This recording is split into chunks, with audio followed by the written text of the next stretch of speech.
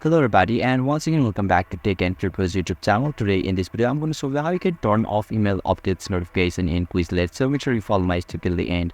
First thing first, I assume that you already have an account on Quizlet and already logged in, and now right after that you'll be able to see the interface or dashboard of the Quizlet on the screen, where you can see the profile icon at the top right corner. Just tap over there or click on it, and now you can see the settings option. So you need to select that option.